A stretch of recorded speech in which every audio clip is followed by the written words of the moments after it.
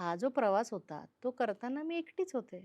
मला सपोर्ट असा कोणी म्हणतो ना घरचा जो पाहिजे तसा, की आता बोलल्या वेगळं जातं, परिस्थिती वेगळी होती. तेव्हा बोलल्या वेगळं गेलं, परिस्थिती वेगळी होती. परिस्थिती मला माहिती होती काय होती. बोलल्या वेगळं जात होतं, हं. की मला असं आहे, मला तसं आहे, मला खूप सपोर्ट आहे. मुळात असं काही नव्हतं. आता कसं आहे, की ह्या विषयावरती खरं मला बोलायची इच्छा होत नाही. पण आता विचारलंच म्हणून सांगते, की परिस्थिती वेगळी असते बाहेर आणि आपण ज्या सिच्युएशनमधनं जात असतो, आपली हं. परिस्थिती जी आपण भोगत असतो ती वेगळी असते. बरोबर. सो मला असं वाटतं, की ज्या परिस्थितीतनं मी गेले, मला त्यातनं काहीही करून बाहेर यायचं होतं. जिथून मी माझ्या आयुष्याची सुरुवात केली, जेव्हापासून मला समजलं, हं. जेव्हापासून मला गाणं समजलं, जेव्हापासून मला आयुष्य समजलं, आयुष्य तर खूप लवकर समजलं. पण कशा पद्धतीने कुठे जायचं, कसं करायचं, काय करायचं, काहीही कुठेही लवलेश नव्हता माहितीचा. असं असताना जे जसं-जसं, ज्या पद्धतीने मला चांगलं करता आलं, ज्या पद्धतीने मला स्वीकारता आलं, ज्या पद्धतीने मला माझं जिथे-जिथे बेस्ट देता येईल, तिथे-तिथे मी बेस्ट नेहमी देण्याचा प्रयत्न केलाय. काही ठिकाणी यशस्वी झाले, काही ठिकाणी नाही झाले. नाही झाल्याचं मी दुःख नाही करत कधीच. आयुष्यात कधी केलं नाही आजपर्यंत, की मला हे नाही मिळालं किंवा ते नाही मिळालं, मला मिळायला पाहिजे होतं. मी कधीच रिग्रेट करत नाही. हं. गेलेल्या गोष्टीचा रिग्रेट मी कधीच करत नाही. मिळालं ना, मे बी याच्यापेक्षा अजून काहीतरी मोठं असेल माझ्या आयुष्यात मिळणारं. म्हणून आता ह्या गोष्टीचं दुःख करत बसू नये. मला मध्येच आता एक आपले दिवंगत माजी उपमुख्यमंत्री दिवंगत माजी अजितदादा. उपमुख्यमंत्री अजितदादा पवार यांचं एक भाषण ऐकलं होतं. अमरावतीत एक कार्यक्रम होता. स्त्री शक्ती सन्मान हां, सन्मान तुला मिळाला पुरस्कार. हो. होता आणि त्यावेळी ते तुझ्याविषयी खूप भरभरून बोलले होते. भरभरून हो. बोलले होते आणि लगेच त्याच्यानंतर अर्थात सगळ्या बातम्या पसरलेल्या, की तू कदाचित राजकारणात जाण्याचे संकेत दिसतायत. तू ते खोडून काढलं होतंस, की मी जाणार नाहीये पुढचे 20 वर्ष काही माझा विचार नाहीये राजकारणात जाण्याचा. पण आज ती या पण निमित्ताने बातमी लागली होती का? हो. हो. आणि या निमित्ताने मला एक आठवण अजितदादांची कधी योग आलाय त्यांना भेटण्याचा, कधी काय हो, असं? त्यांना मी अनेक वेळा भेटले आणि त्यांच्याविषयी बोलशील मला? खूप चांगलं व्यक्तिमत्व होतं म्हणजे.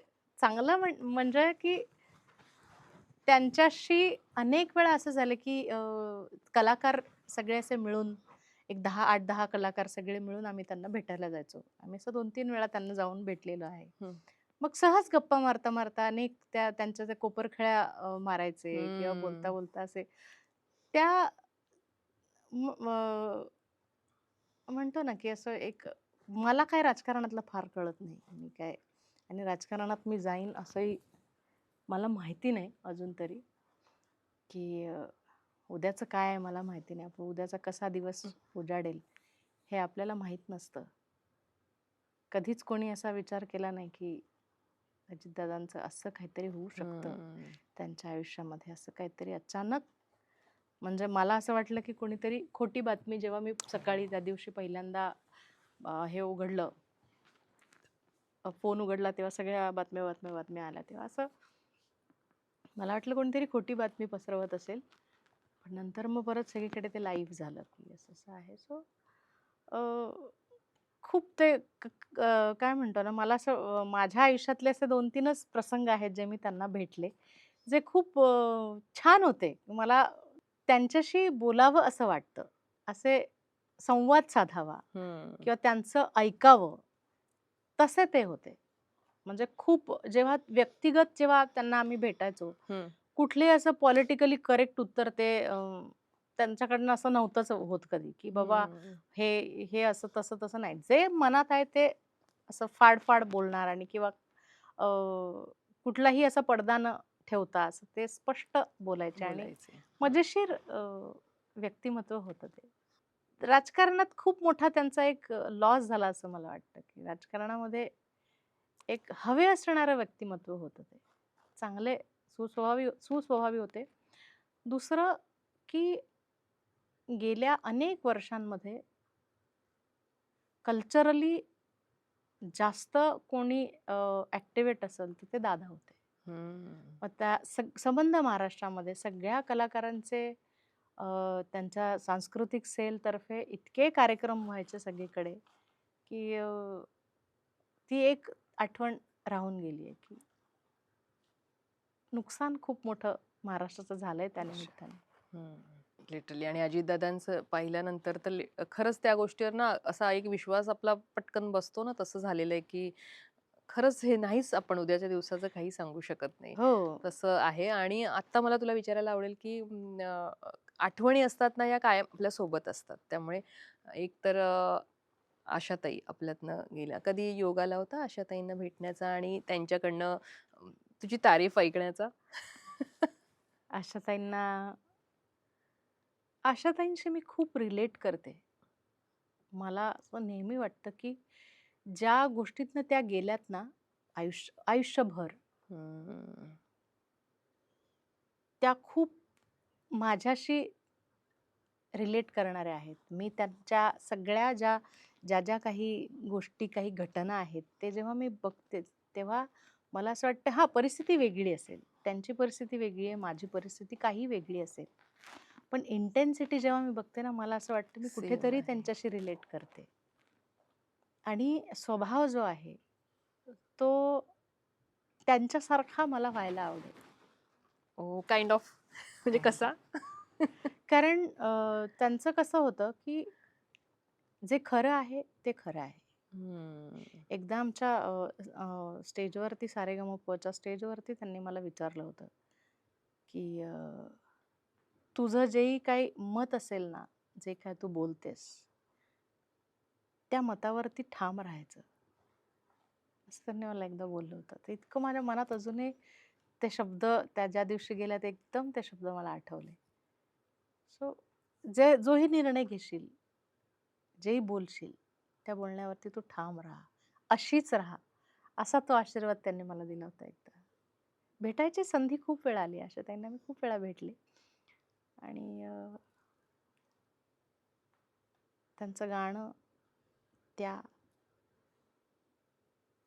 इथून अजून 100-200 वर्ष जातील, मला नाही वाटत. ऑफकोर्स नाही. कारण आपण त्यांच्यावर इतकं प्रेम करतो. हम्म. इतकं आशामय, लतामय आपण आहोत. आपण अजूनही, बिकॉज पुढचं जनरेशन आता माहिती नाही, अल्फा, बीटा काय सगळ्या नवीन जनरेशन हो. येत आहेत, त्यांचं मला माहिती नाही. पण आपण अजूनही दिल चीज क्या है आप मेरी जान लीजिए, चांदण्यात फिरताना माझा धरला असा का हात, माझा धरला असा हात, चांदण्यात फिरताना माझा धरला असा हात, केव्हा तरी पहाटे उलटून रात्र गेली. ह्याच्यावरतीच प्रेम करत आलोय अजूनही. आपण त्या एरातनं आलोय. बरोबर. मग ते भावसंगीत असो, त्यांचं पिया तू अब तो आजा असो, त्यांचं जीवलगा राहिले रे दूर घर माझे असो, किंवा मग हंगामा हो गया असो. हम्म. सगळ्याच गाण्यांवरती आपण तितकंच प्रेम केलंय. त्याच गाण्यांवरती आपण जगलोय. त्याच गाण्यांवरती आपण कमवलंय कलाकारांनी. कलाकारांचे करिअर बनलेत ह्या सगळ्या गाण्यांनी. हो. कलाकारांची ओळख बनली आहे. अनेक कलाकारांना ओळख मिळाली आहे त्यांच्यामुळे. अनेक कलाकारांची घरं अजूनही चूल आशाबाईंमुळे पेटते. त्याच्यामुळे त्या फक्त शरीराने गेल्यात. त्यांचं जे या क्षेत्रातलं योगदान आहे, ते पुढचे अनेक वर्ष असेच राहील. निश्चित. ते ते कधी पुसल्या जाईल असं मला वाटत नाही. तू आत्ता त्यांच्याशा रिलेट केलंस काही गोष्टींमध्ये स्वतःला, की ती इंटेन्सिटी सेम वाटते. मला तुझ्या बाबतीत एक, म्हणजे तुझे काही पॉडकास्ट ऐकून तू काही ठिकाणी खूप मनमोकळेपणाने व्यक्त झालीस जे आहे. मला एक म्हणायचं आहे, की आपल्या एक असतं ना, एवढा संघर्ष असतो, अशी परिस्थिती असते, त्याच्यात सूर सुचणं, सुरात गाणं, म्हणजे आय कांट इमॅजिन की आपण एखादं जरी आपलं काहीतरी लागलं की आपल्याला पटकन आपली इकडचं हे हलतच पूर्ण. आणि त्याच्यामध्ये अशी परिस्थिती असताना सुरांना सोबत घेऊन पुढे जाण्यासाठी सुचणं हे इतकं कठीण आहे. हे तू कसं काय सगळं घडवून आणलंस? म्हणजे ती मला वाटतं ती त्याचा वरच्याचा हात असणार किंवा ती देणगी तू जन्मतः घेऊन आली असणार की बाबा हिचं हे कमी आहे तर हे पारडं आपण जड देऊया ह्या मुलीला. सो मला वाटतं तसंही असू शकतं. तू त्या बाबतीत कसा विचार करतेस?